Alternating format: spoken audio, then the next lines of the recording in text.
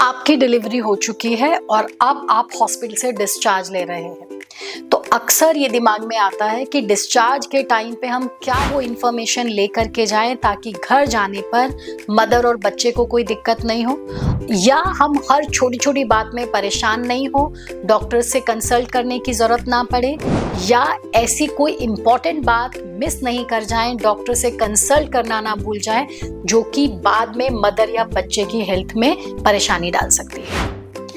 इस इंफॉर्मेशन के बारे में डिटेल में हम इसी वीडियो में बात करने वाले हैं, तो एंड तक वीडियो को जरूर देखिएगा।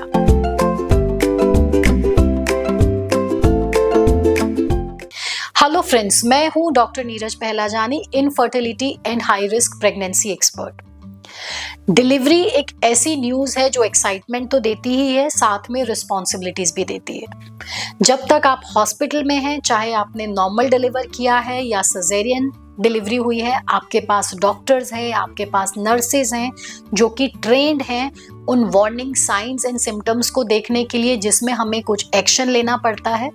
जो ट्रेन है आपको एक केयर प्रोवाइड करने के लिए, जिन्हें समझ में आता है कि मदर और बच्चे की देखभाल कैसे करनी चाहिए। तो इसलिए जब तक आप हॉस्पिटल में हैं, आपको उन सब चीज़ों को लेकर के कोई टेंशन नहीं रहती है। लेकिन हॉस्पिटल का स्टे 2 दिन, 3 दिन, 5 दिन, ज़्यादा से ज़्यादा 7 दिन हो सकता है। उसके बाद की केयर मदर बच्चे को खुद से करनी रहती है, फैमिली वालों को ध्यान देना पड़ता है। तो कुछ चीज़ें ऐसी हैं जो डिस्चार्ज के टाइम पे आप इंश्योर करें कि आप हॉस्पिटल से अच्छे से पता करके जाएं, ताकि बाद में आप किसी तरीके के पैनिक या कंफ्यूजन में नहीं आए। सबसे पहली चीज हम 2 भागों में बांटेंगे, मदर के लिहाज से हमें क्या जानना चाहिए, एंड सेकेंड पार्ट हमें बच्चे के पॉइंट ऑफ व्यू से क्या इंफॉर्मेशंस लेकर के जानी चाहिए। तो अगर हम मदर की बात करते हैं तो आपको सबसे पहले अपना वूंड केयर की, अगर आपकी नॉर्मल डिलीवरी हुई है और नीचे टाके आए हैं तो कैसे देखभाल करनी है, और अगर सिजेरियन हुआ है तो किस तरीके से स्टिचेस की देखभाल करनी है, अच्छे से समझ करके जाएं, क्योंकि हीलिंग में टाइम लगता है। आप भले ही हॉस्पिटल से ठीक से डिस्चार्ज हो रहे हैं, स्टिच लाइन आपकी ठीक है, लेकिन आपने अगले 7-10 डेज तक उसमें हाइजीन का ध्यान 2 वीक्स तक नहीं रखा तो इन्फेक्शंस हो सकते हैं जो कि आपको दिक्कत में डाल देंगे। इसलिए अपना स्टिच केयर अच्छे से समझ करके जाएं। सेकेंड, आपकी मेडिकेशंस कैसे लेनी है, कब लेनी है, वो आपको अच्छे से समझ करके जाना है ताकि उसमें कोई कंफ्यूजन नहीं रहे। साथ ही साथ अगर आपकी कोई मेडिकल इलनेस है, आप पहले से ही डायबिटिक थे, हाइपरटेंसिव थे, थायराइड था या कोई हार्ट का प्रॉब्लम था, तो आपको उन मेडिसिन्स को किस तरीके से रीस्टार्ट करने का है, अगर टेम्परेरीली वो बंद कराई गई थी या अगर प्रेगनेंसी में उन मेडिसिन्स में कुछ चेंजेस लाए गए थे, तो पोस्ट डिलीवरी भी क्या वही मेडिसिन्स कंटिन्यू होंगी या उसमें कुछ चेंज करना पड़ेगा, वो आपको अच्छे से समझ करके जाना है। न्यूट्रिशन, क्या खाएं क्या नहीं खाएं, एक ये मेजर क्वेश्चन रहता है। अक्सर लोग पूछते हैं क्या देना चाहिए क्या नहीं देना चाहिए, और डिलीवरी के बाद एक बेसिक रूल ऑफ थंब है कि आपको एक न्यूट्रिशियस डाइट लेनी है, हेल्दी खाना खाना है, घर का खाएं, प्लीज जंक फूड नहीं खाएं। आपके फैमिली वाले आपको बहुत इंस्ट्रक्शंस देंगे कि ये खाइए वो मत खाइए, इससे बच्चे के पेट में दर्द होगा, इससे गैस बनेगी, इससे तुम्हारा वजन बढ़ जाएगा। लेकिन प्लीज आप सिर्फ अपने डॉक्टर्स और अपने डाइटिशियन की बात सुने, न्यूट्रिशनिस्ट की बात सुने। आप हर फ्रूट्स, वेजिटेबल्स, मील्स खा सकते हैं अगर आपका जो डिलीवरी थी वो अनकॉम्प्लिकेटेड रही थी। बैलेंस्ड मील लें, घर का बना हुआ खाएं, ऑयली फूड खाना, फ्राइड फूड खाना, सिर्फ लड्डू ही खाते रहना या सिर्फ घी की चीज़ें खाते रहना, सिर्फ दाल का पानी पीते रहना, सब्जियों को नहीं खाना, सैलेड को नहीं खाना, ये न्यूट्रिशन में भी कमी लाएगा, आपको कॉन्स्टिपेटेड कर सकता है और आपका ब्रेस्ट फीड भी कम कर सकता है। तो प्लीज़ अपना एक प्रॉपर डाइट चार्ट, अगर आपके घर में आपको लगता है कि आपको बहुत सारी इंस्ट्रक्शंस मिलने वाली हैं तो हॉस्पिटल से एक डाइट चार्ट लेकर के जाएं, ताकि आपके पास कुछ हो दिखाने के लिए कि नहीं, मुझे मेरे डॉक्टर ने ये खाना रिकमेंड किया है। फोर्थ, अपने डॉक्यूमेंट्स का ध्यान रखें। डिस्चार्ज होते टाइम आपकी डिस्चार्ज समरी, आपके बच्चे का वैक्सीनेशन कार्ड, आपका मेडिकेशन, आपके बच्चे का बर्थ रिपोर्ट जिससे आपका बच्चे का बर्थ सर्टिफिकेट बनेगा, आपने ये सब चीज़ें प्रॉपरली करी हैं या नहीं करी,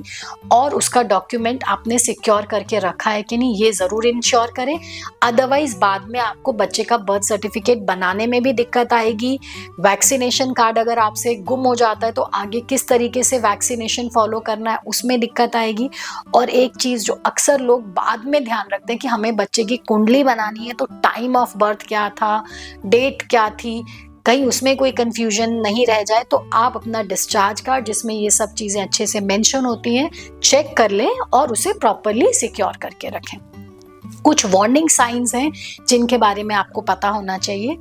पोस्ट डिलीवरी आपकी ब्लीडिंग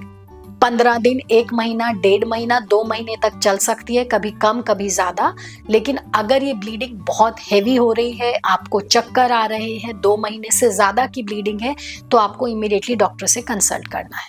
पोस्ट डिलीवरी थोड़ा सा फीवरिश लगना नॉर्मल सी बात है, लेकिन अगर आपका बॉडी टेम्परेचर बार बार 100 के ऊपर थर्मामीटर में आ रहा है, 100.2 के ऊपर आ रहा है, तो आपको डॉक्टर से कंसल्ट करना है। आपका वजाइनल डिस्चार्ज जो है वो 1.5-2 महीने तक चलता है, जिसे हम लोकिया बोलते हैं। लेकिन अगर ये बहुत फाउल स्मेलिंग है, पस के जैसा है, सडनली उसकी क्वांटिटी बढ़ गई है, उसके साथ में आपको पेन हो रहा है, या आपकी स्टिच लाइन से कुछ पस डिस्चार्ज हो रहा है, तो ये वार्निंग साइंस है, आपको इमीडिएटली जाकर के डॉक्टर को दिखाना है।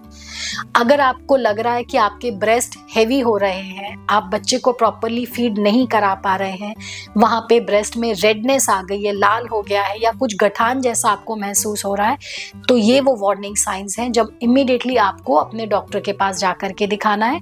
अदरवाइज आप अपने डॉक्टर से जो नेक्स्ट फॉलोअप विजिट है वो समझ करके जाएं, उसी टाइम पे जाकर के आपको मिलना ज़रूरी है। इन बिटवीन अगर इस तरीके के कोई भी वार्निंग साइंस आपको मिलते हैं तो इमीडिएटली जाकर के आपको डॉक्टर को दिखाने का है। इसी तरीके से आपको न्यूबॉर्न केयर का भी ध्यान रखना है कि बच्चे का फीडिंग आपको कितनी बार कराना है। अगर mother feed for some reason नहीं आ रहा है तो आपको कौन सा फॉर्मूला फीड देना का है, उसमें क्या हाइजीन रखना है, उसकी क्या क्वांटिटी होनी चाहिए, फीडिंग के बाद क्यों ज़रूरी होता है कि बच्चे को बर्प कराएं, किस पोजीशन में बच्चे को सुलाना है, बच्चे का हाइड्रेशन यानी कि उसका वाटर लेवल कैसे मेंटेन करने का है,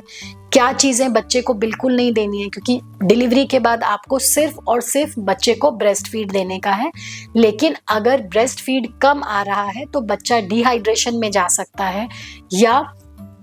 बच्चे का शुगर लेवल कम हो सकता है। तो कैसे आप पता करें कि कब आपको बच्चे को कुछ देने का है। रूम का टेम्परेचर आपको क्या रखना चाहिए, ताकि अगर बहुत गर्म अगर रख देंगे तो बच्चा डिहाइड्रेशन में चला जाएगा, बहुत ठंडा रख देंगे तो बच्चा हाइपोथर्मिया में चला जाएगा। दोनों ही चीज़ें नुकसानदायक होती हैं। तो बच्चा जिस रूम में है तो उस रूम का टेम्परेचर क्या होना चाहिए, क्या कपड़े पहनाने हैं, क्या आप डायपर्स का इस्तेमाल कर सकते हैं, किस तरीके की बच्चे की पॉटी होनी चाहिए, क्या वार्निंग साइंस आपको देखने हैं, ताकि आप ये पता कर सके कि कब बच्चे को आपको इमीडिएटली पीडियाट्रिशियन के पास लेके जाना है। अगर आपका बच्चा बार बार रो रहा है, हिलाने डुलाने पर चुप नहीं हो रहा है, आपको लग रहा है कि बच्चे की एक्टिविटी पहले जैसी नहीं है, पॉटी का कलर चेंज हो गया है, या बच्चा यूरिन नहीं कर रहा है, या यूरिन पास करते टाइम बहुत